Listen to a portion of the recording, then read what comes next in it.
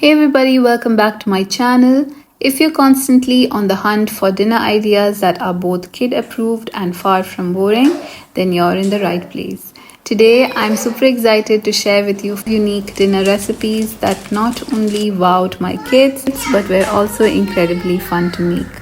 I've got everything from hearty sandwiches and soothing soups to a traditional Malabari dish and much more. I'm confident that there is something here that every kid and parent will love. So let's get started. So on Sunday, I made homemade chicken kebabs, garlic bread, and buttered sweet corn. For the chicken kebabs, I started with boneless chicken thighs, minced them in a food processor, and then added a flavorful mix of onions, tomatoes, ginger garlic paste, green chilies, and spices like red chili powder, coriander, cumin, and garam masala powder, crushed black pepper, and salt. The key to keeping these kebabs juicy and moist is a pinch of baking soda. After mixing everything well, I remembered to throw in some fresh coriander leaves, added a bit of olive oil, and shaped the mixture into small round patties.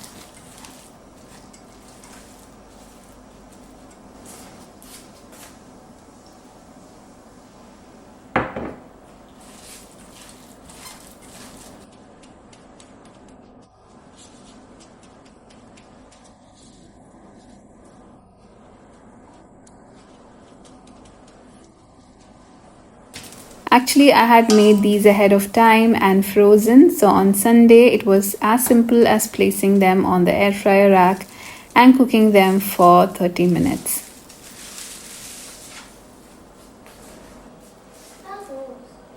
Chicken kebab for your dinner. While the kebabs were cooking, I prepared the garlic bread. I spread homemade garlic butter on sandwich bread and toasted it in the air fryer.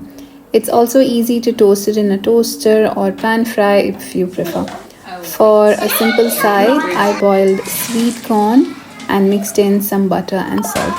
I had planned to make a full salad but ended up using just the corn because my fridge was empty. Now, a quick note on spiciness.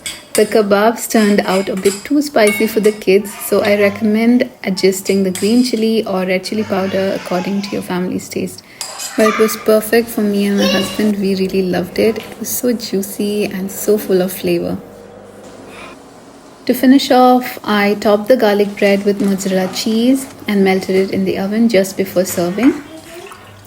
And since the kebabs were spicy, I also made some lemonade. And that was the dinner on Sunday. The kids really loved it, except that was a little too spicy.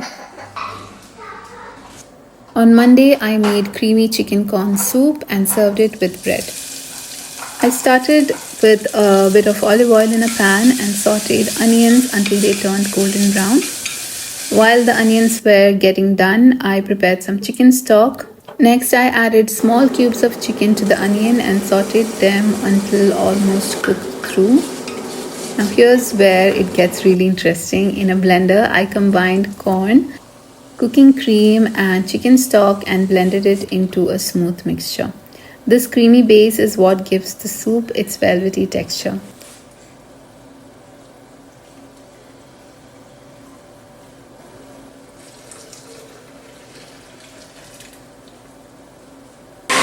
Back to the stove, I added black pepper, onion powder, and garlic powder to the chicken, stirring well. Then, to thicken the soup, I sprinkled in some all-purpose flour and let it cook on low flame for about a minute. This step is crucial for building up that rich, creamy consistency. Next, I poured in the blended corn and cream mixture and mixed everything together thoroughly. I also added whole corn kernels for that extra texture and let the soup come to a boil. As it simmered, the soup thickened beautifully into the creamy, comforting bowl of goodness that everyone loved. This was my first attempt at making the soup and I couldn't be more pleased with how it came out. For those of you in Kuwait, you might know the popular restaurant Fridge, who serve their chicken corn soup in a bread bowl. Well, I felt my soup tasted almost identical to theirs, and it brought such joy to see the kids enjoying it as much as I did. I wanted to make croutons, but then I had this very delicious brioche braided bread. I just cut that into slices, and the children had the soup along with this bread by dipping the bread into the soup. I hope you guys will give this recipe a try. I'm sure you'll love it, inshallah. On Tuesday, I made mutton burger. I had previously prepared and frozen some mutton burger patties and chicken cornflakes coated chicken fillets, which makes this meal not only delicious but super convenient. To start, I popped the patties into the air fryer and I got it cooked without much fuss. Once they were ready, I began assembling the burger. First, I spread some chili mayo on the buns and added a layer of fresh lettuce for that crunch. Then next came the burger patty, followed by some crisp cabbage. For a burst of flavor, I drizzled on a homemade sweet and spicy sauce that really complements the mutton. And for an extra kick, I added a bit of sriracha, though I left this off the kids' burger along with the jalapenos to keep theirs more mild. On Wednesday, I made this 2-ingredient bread that's almost like a bagel but even simpler to make. Trust me, if you're looking for a quick yet delicious bread recipe, you're going to love this one. So let's start with the ingredients. You'll need self-raising flour, and remember, regular flour won't work the same, but you might have to make self-raising flour by adding baking soda and baking powder. So to the flour, I added thick yogurt and a pinch of salt.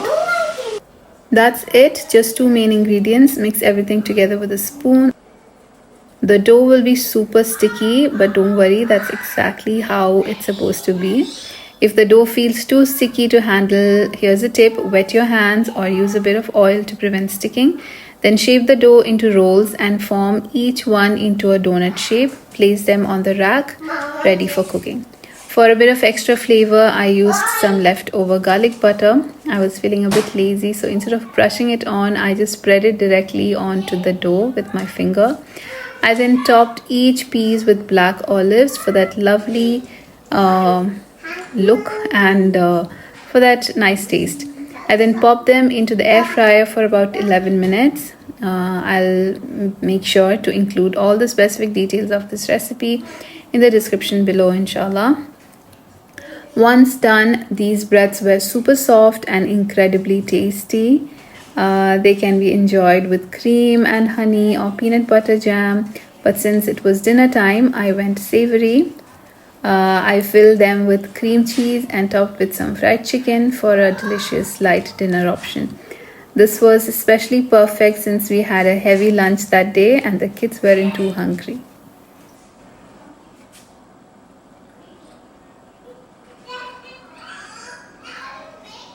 There you have it, simple and versatile recipe that's perfect for those days when you want something tasty without too much fuss.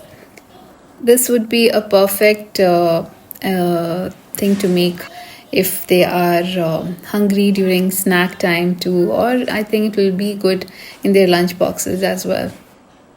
I got this recipe from my favorite Eslima's page, so the entire credit for this recipe goes to her. On Thursday, I made hot sauce chicken sandwich. This recipe is always a crowd pleaser and even the kids can enjoy it.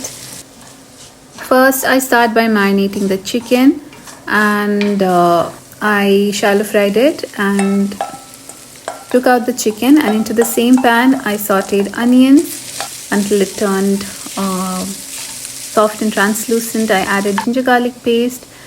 Then I returned the chicken to the pan, stirred it all together and covered and cooked it on low flame for about 5 minutes.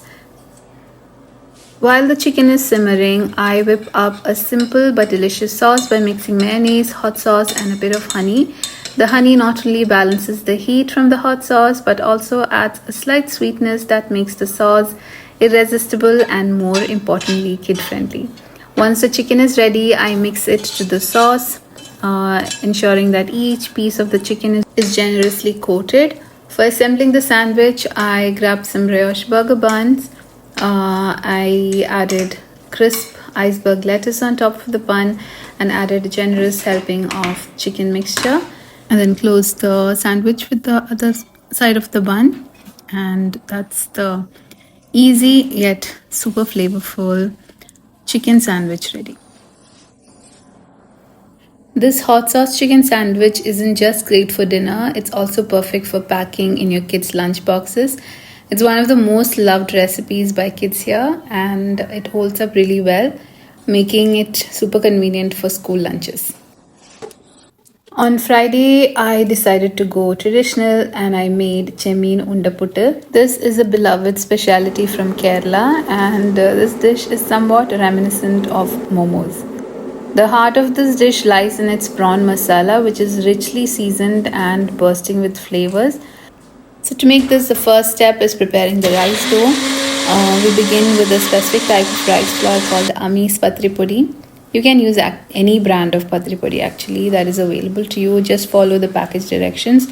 For this particular brand, all it takes is adding room temperature water to the flour and adding salt and kneading it into a dough. To elevate the flavor, I added a ground mixture of coconut, fennel seeds, and onion to the dough. Mix it well, and the dough is ready. Next step is preparing the prawn masala. Now, onto the prawn masala, which you could even enjoy by itself with patil or chapati because it's that good. Start by heating some olive oil in a pan. Take your prawns, cut them into small pieces, marinate them with red chili powder, turmeric powder, and a pinch of salt. Shallow fry these marinated prawns until they are beautifully golden, then set them aside.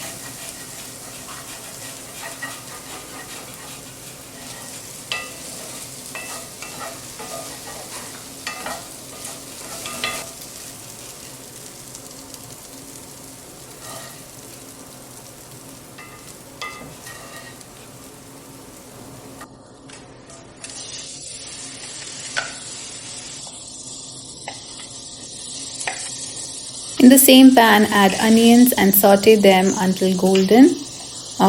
Meanwhile, in another pan, lightly roast some coconut until it turns a light golden color.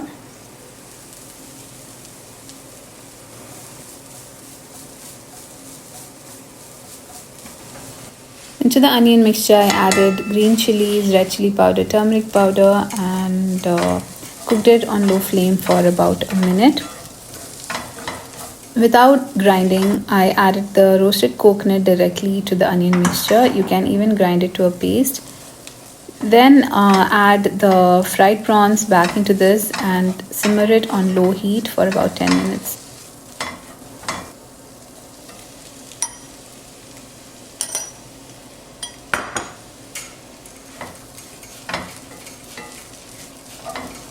I then finish it off by stirring in some fresh coriander and curry leaves.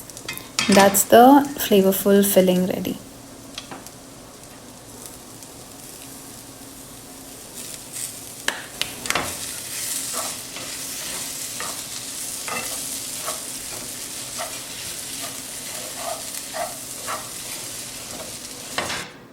Next step is assembling the undaputtu.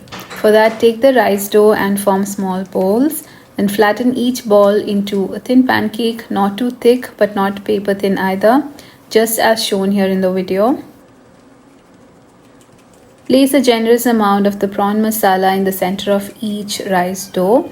Then fold and shape it into a ball. Cover it in grated coconut and prepare it for steaming.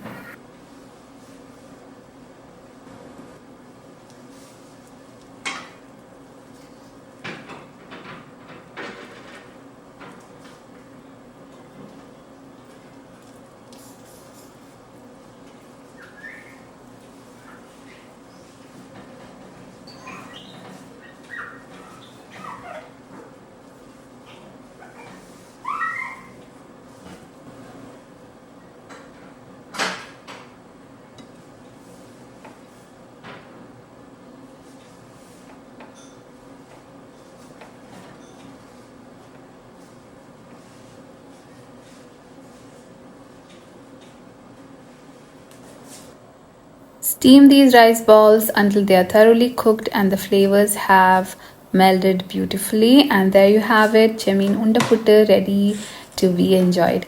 This dish is a family favorite and perfect for a weekend treat.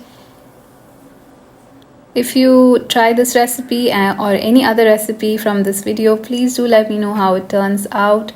That's all in this video. I hope you liked it. Don't forget to like, subscribe, and click on the bell icon for more delicious recipes. Until next time, thank you so much for watching.